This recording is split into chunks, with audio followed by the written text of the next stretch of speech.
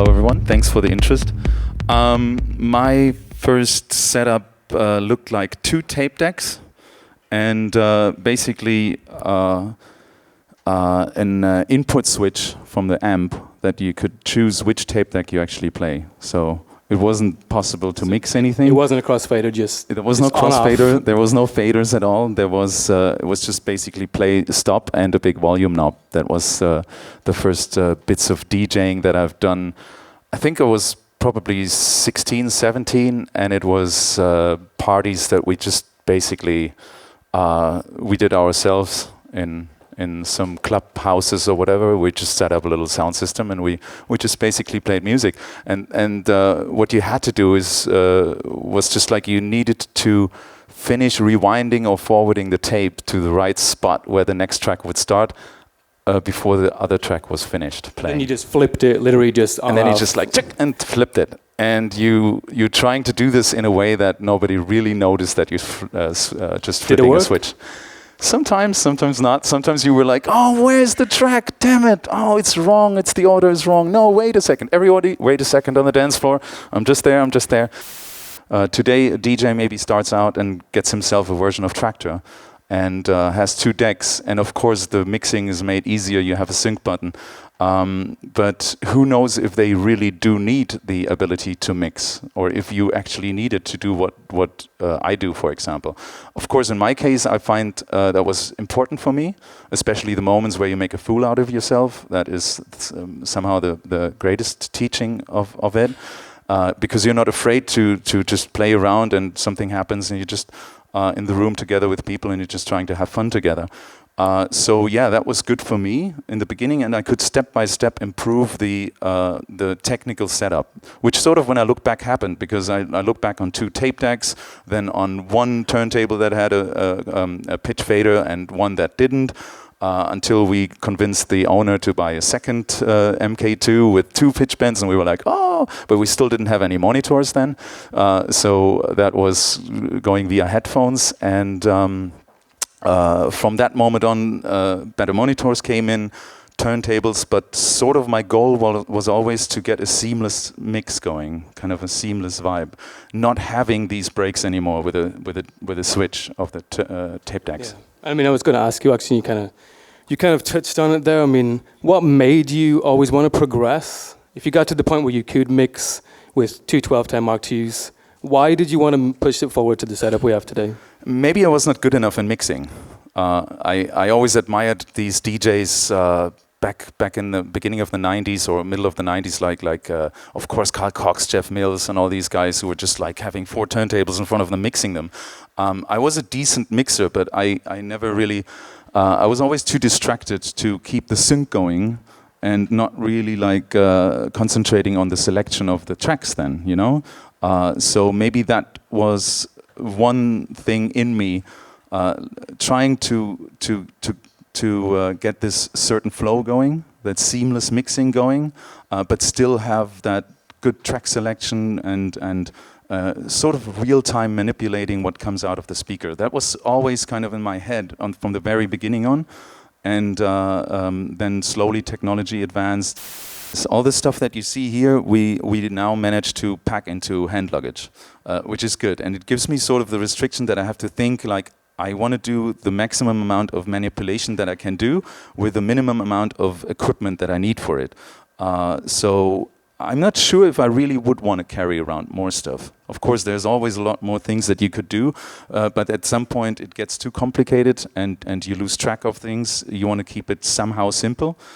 So the steps that I took in the past, let's say 10 years, were like little steps only, just always to get used to your setup, because I see my setup as kind of my instrument. And you learn how to play an instrument, and over the years you get better and better. And why should I change my instrument like completely from year to year because there's some new piece of equipment out there, software? So it's a slow change. And of course, I see sometime in the future that you maybe have controllers that, what do you call them? Like movement, like you just move your hand and something happens on the screen, and you just can do this, and so people can relate a little bit more. you know, to what's happening. Maybe you do this and the reverb comes out or something like that. But it's things that slowly happen. So I don't really have a biggest picture in the end. I don't know where it goes, but it's just, I mean, the process of getting there is so much fun. So why should I think about like where it will end? I have no idea. Yeah, sure thing. So what advice would you give to someone who's, because there's so many options to DJ right now, there's so many things you can learn and it's changing all the time. If you were a beginner DJ back, you know, if you were like, say like 16, 15 again, you're like, oh, I want to start DJing. What advice would you give to someone giving all the options? I mean, what do you think is the best way to start out? Especially considering the fact that you started out literally without a crossfader with 2 tapes, so. I think first of all, the most important thing is the music. If you find out for yourself what music you want to play, what vibe you want to create in a club, or how you want to get the people dancing, the music basically sets the tone. And then depending on the music that you play, you might already have an idea, how can I manipulate the music, or do I need to manipulate the music? That is the question. I mean, it's really genre depending. If you play house, you don't maybe... Sorry for maybe my not knowing too much about certain house possibilities to DJ them, but you maybe don't want to manipulate the tracks too much because they're produced in a way that you just want to play them out and the audience wants to hear them in a way. So in case you're interested in that, you might want to find out a setup that suits this the best. Or you play experimental techno, which you want to manipulate in real time. And that is a great thing today. For anything you want to do, you'll find some sort of a solution, technically, software-wise, hardware-wise. So maybe you want to find something similar to this, where you can have a lot of combinations that can be going on in order to manipulate stuff. So I think, first of all, a young DJ should find out where his passion is musically, and then find out how he wants to create that. Yeah. Sure. And so before we get a little bit of a demo, do you want to talk us through, I mean, the signal path and how this works? It may look complicated, but it is not really. And it's great if it looks complicated, but because then everybody's like, "Whoa, you got so many knobs and things that you can do," and but it's actually quite easy. I usually, as a centerpiece of equipment, use the Zone 92 from Allen & Heath. It's perfectly laid out for what I'm trying to do. I use basically all the channels that are on there, all the send and returns. I basically use all the EQs. And there's rarely a knob that I'm not really using. I don't use the crossfader. That's what I don't use. I never really used crossfaders. Yeah, I wonder why. I'm used to dip switches. Tick, tick. And so we have 4 channels on the Zone 92. And from 1 to 4, it's basically the output of the 4 decks of my tractor setup, which is laid out deck 1 till 4, A, B, C, D. I have 2 send and returns. That I send the live signal. Well, first I'll probably tell you what sound cards I'm using. I'm using RME sound cards for my setup because I'm in love with that quality standard of RME, and it's super reliable and the sound is really amazing. So I use 1 RME for the tractor computer and 1 RME for the Ableton Live computer. I use 2 computers. The tractor computer sends out these 4 channels via the RME into the Zone 92, and the Ableton Live computer, which you see on this side here, that's not that one, that one there, I basically have it connected to the send and returns of the mixer. So if I send a signal, for example, here on that channel, the aux2 is basically just a simple reverb for me, and the aux2 is a delay. So Ableton isn't actually playing any samples. Not yet. It's just an effect, like an effects box. Yeah, it's for the send and returns. It's just an effects box basically for simple effects. I'm kind of a simple person, so I like just to have a reverb and a delay on that one. I mean, you still have all the effects on the tractor as well, but I do love send and returns effects because you have the natural feel to it. You just open it and you have the tail coming out and everything, and it's another feeling to it. That is one thing that happens on the Ableton computer, but then also I have the machine installed on the Ableton computer, and the output is for the effects. One of the outputs is one of the return channels here, and basically the machine is on the return channel number 1, and that gives me that actually opens up a whole new world of things, because you have suddenly Machine. I used to have a lot of samples in my Ableton setup, which I just fired off, and I played them.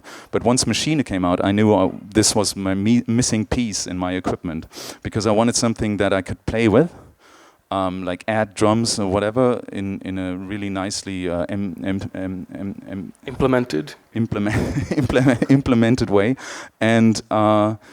So what I did with the Machine, I was thinking like, okay, what do you want to add when you play your music? And you want to basically add like the simple percussions, the snares, claps, hi-hats, rides, various sounding toms, crazy little percussions. Not too crazy, because the more outstanding it is, the less you tend to use it, because you get tired of it. So it's more like normal stuff that happens. So for example, what I did is you have 8 banks on the Machine, and just as an example, on bank A, I have various snares and crash.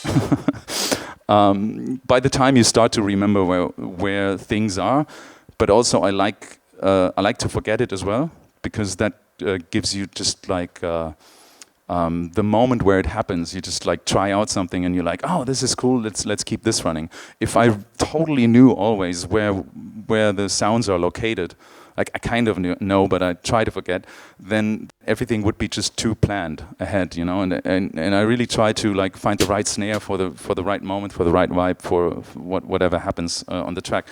Bank B is then just claps that I use. Also, people who are familiar with the Machine, you can manipulate these sounds again with basically the tail, and the sign just fell off. Let me just... I just recorded a clap, and I can make it short. I can make it longer.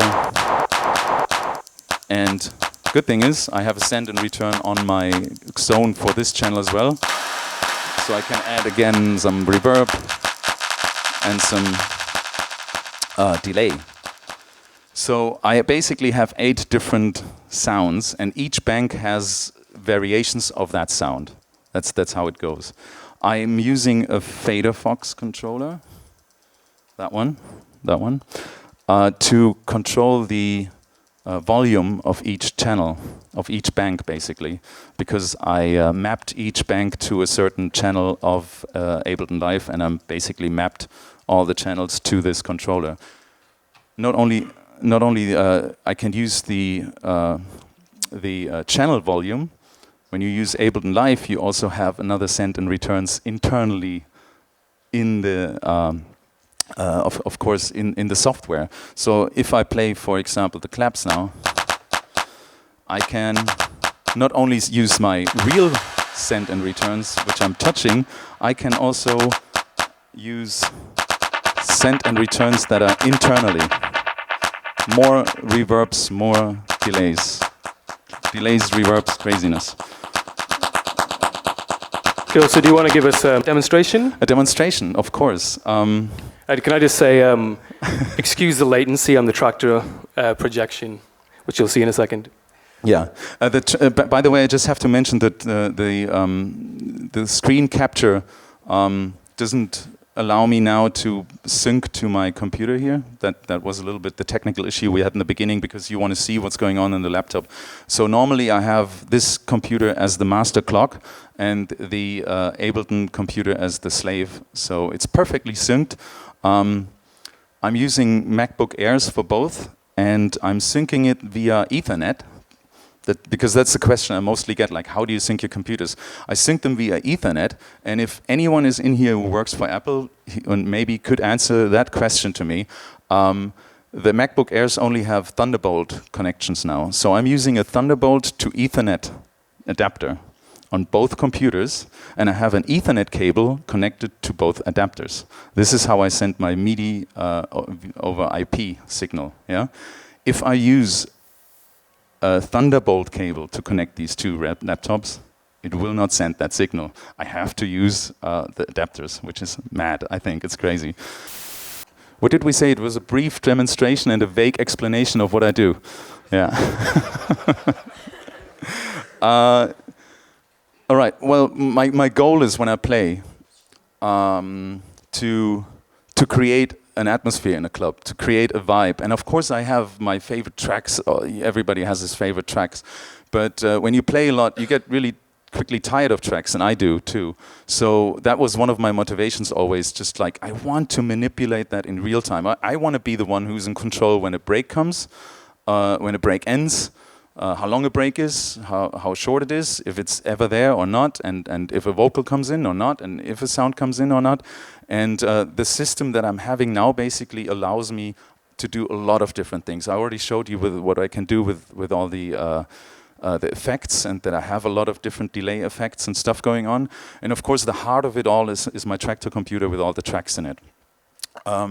So you're familiar with Shazam? Sorry, I'm. Yeah, we are I'm familiar flying with away. that, sure. Yeah, Shazam, like that software that you put on your speaker and it shows you what track it is.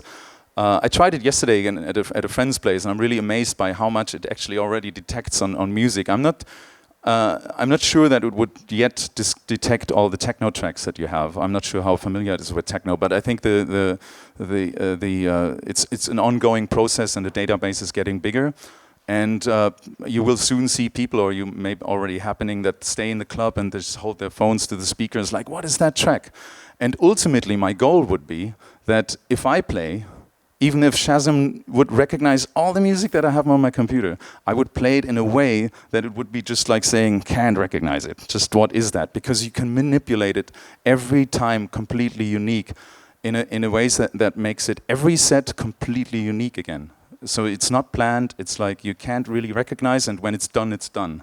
You know, I can't recreate it. That's how much I try to sort of manipulate. Yeah, I remember you once said producers must hate you. Yeah. Because you change the tracks so much. I mean, why do you want to change the tracks? I mean, is it putting your stamp on it? I mean, why not perform live if that's the case?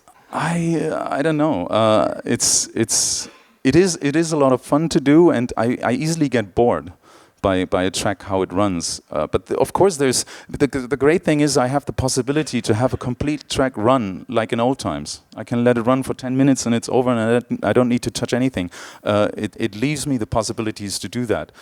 It's just like that I always feel like I need to be busy. I want to do something. I was never the guy who... I was bored in the beginning when I listened to tapes that I recorded in 95, 96, back in the Omen days in Frankfurt in the club. I actually have still some tapes. I'm listening to these tapes and I'm like, okay, you're mixing in the next track, so the next 7 minutes is already laid out. You're just like, what was I doing these 7 minutes? Get a beer. What was I really trying to beat match 7 minutes for the next record? And I want to do something. I want to like, but of course you have to be careful not to overdo it. You want to do things that people on the dance floor don't even notice, maybe, because it feels like it is in the track. It doesn't feel like something is adding. I'm trying to take away things a lot as well, you know. And this is great because you have a 4-band EQ on your mixer. With this one, and I find that extremely helpful too, because the mixer, sorry, I'm getting to the demonstration soon, the mixer is basically really a mixer for me. Like sometimes I look down at my mixer while I'm playing, and then maybe like one channel is up here, one channel is there, one channel is there, the bass is in there, I take the hi-hat off here, I have a little bit more mid-end here, and I'm looking down there, okay, all right, and of course you kind of lose track, but that's the good thing. It's like what Daniel said earlier on with the modular synth. You have it so complicated and complex at some point that you have no idea what's going on anymore. But that's where you want to get. That's the interesting part when it's there. It's like, all right, how do I get out of this now? Like in a way that nobody really like that. It's still the flow is still going on.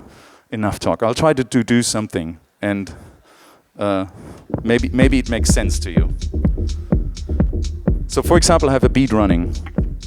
The beat has a kind of a hi-hat going.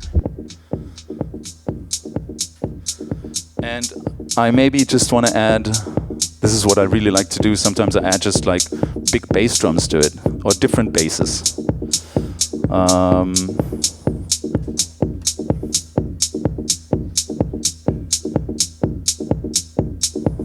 Hold on.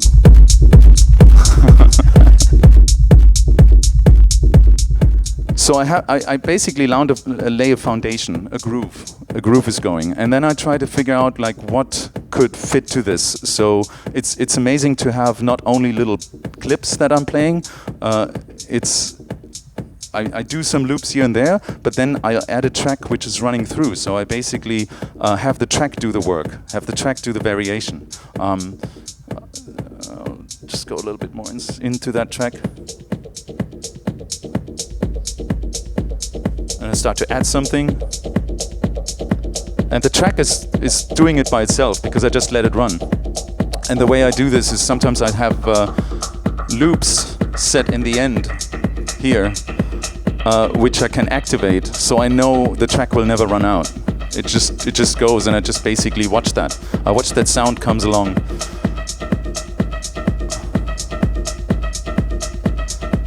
And then I'm getting bored again. So I start to think like, okay, let's add a clap. And there's two ways that you can work with a machine. You can either work with it people who used to drum machines as a tap mode or as a step mode.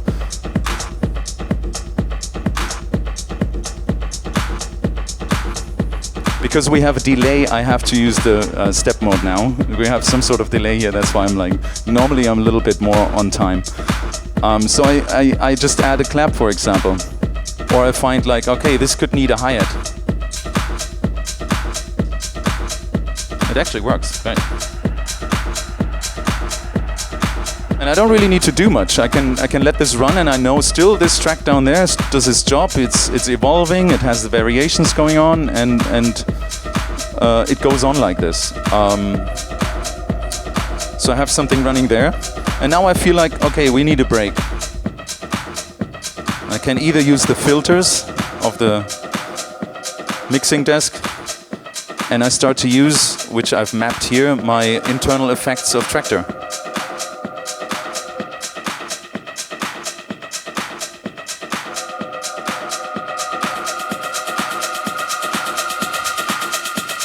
And not only these effects are running, I still have my send and returns.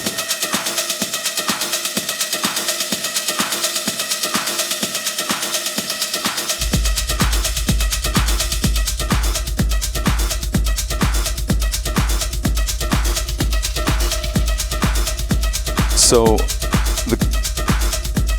that is a brief demonstration. Yeah, that was great. Thanks, Chris. You're welcome.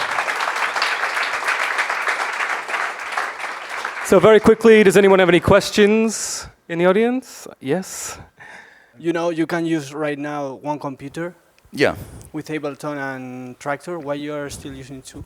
Yeah, I know that. And I actually had that discussion with Richie Horton once. He was like, why are you still using two computers? You can put everything on one computer. And I'm like, yeah, but I'm traveling with two computers anyways, because I have one computer solely dedicated to my Traktor and Traktor library. I'm not going into internet with this thing. It's just like it should be very reliable. And I have another computer with me, like that I carry with me anyways. So why shouldn't I use it on stage? Because I have I see two screens. I have it more laid out. It's easier for me. That's one thing. And the other thing is I don't put myself in the position that if the computer crashes, there's no music anymore. I always have a backup plan. There's always an exit strategy. It rarely happens to me that, like, it never really happens that a computer crashes. That rarely happens. But even if it happens, I can still play. I can still play something off here then. I still do have, I don't know if you can see that, I still do have some samples in here that I could play. I could play something with a machine while I'm trying to fix this thing. Sometimes that happens because not very much, but it happened to me before that, for example, the Traktor computer crashed for some reason. Maybe happens twice or three times in the past, I don't know, 3-4 years. Andy, correct me if I'm wrong. Something like that, yeah.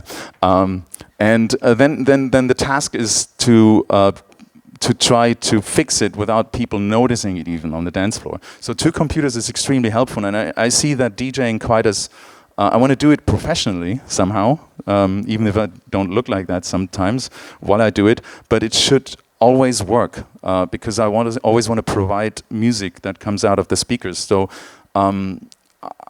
why would I not carry two laptops then? Like, because I have less to carry on the airport? It just, I just, or because it's technically possible somehow suddenly that you can do all these things from one computer. Of course, if you have only one computer, do it. It's great. It's amazing that it works. But I just see it a little bit also from the security, safety point of view. Yeah. Do you ever think that you'd like to pack in DJing for a couple of months, go back in full-blown studio mode and come out with a live show, not to the extreme maybe of Plastic Man, but just Chris Liebing live, no tractor? Would you ever like to do something like that? Because I would like to see it. Sort it out, Chris. Wait, can you... Well, I think others have an amazing back catalogue, which I don't really have. You know, if you look at Plastic Man, it's such a fantastic back catalogue. It makes so much sense. He plays this live and includes with like amazing visuals and all these ideas that he has. I don't think the back catalogue that I have kind of justifies that. And also, I am coming more from a DJ point of view direction, really. And I'm thinking like, why would I limit myself to only play my own stuff, which is maybe not all that great anyways. So I add other people's stuff, I abuse other people's stuff basically, and remix it in sort of in real time. I think I'm better in that than just playing maybe my own things. I never say never, maybe one day that it will happen, but so far I just think like, let's not limit myself, let's just keep it like this, and I can play whatever I want, and I don't have to say like, oh, I can't play this beat now because it's produced by someone else, you know? Just a quick question in relation to your reverbs and your delays. Do you have constantly set parameters, and are you able to adapt the millisecond on the delays and the reverb lengths to the BPM of your tracks that you're playing? Because obviously you can change very slightly between 126, 130, etc. Yeah, yes, I do. No, for example, the delays which are in Traktor, of course, I can show you here. This is basically here, down here. I don't know if you see it on my Xone controller. This is my dry wet here. Dry, wet, and this is the time signature. So I can manipulate it here within Traktor, and with my send and return, I'm actually at the moment using this for quite a long time, a Lexicon PSP 42. And I have it mapped on my FaderFox controller. So if I play this, I can go here.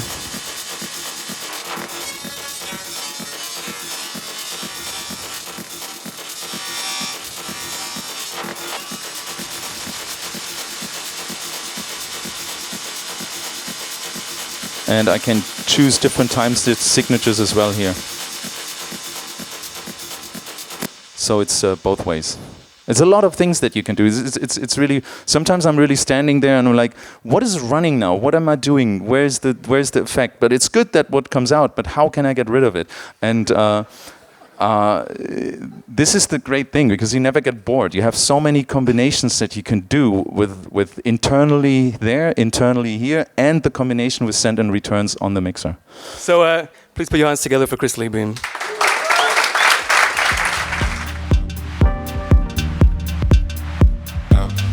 Every 2 weeks in the course, an assignment is set. So once I've done my assignment, which is essentially a track, I upload it for my tutor to download, and he sends me back a DVR, which is a direct video response. It's a video produced by your tutor that is sent to you personally every couple of weeks while you're studying, giving you immediate feedback on your production. It's something that enables the students to have a one-to-one connection with their tutor. You see all of the mouse movements and any parameter changes made by your tutor. It's kind of like sitting in the studio over their shoulder, watching what they're doing whilst they work. And I think this kind of steel can sound is brilliant. I mean, that's a real kind of hook of the track, this. Maybe let's just try recording something in.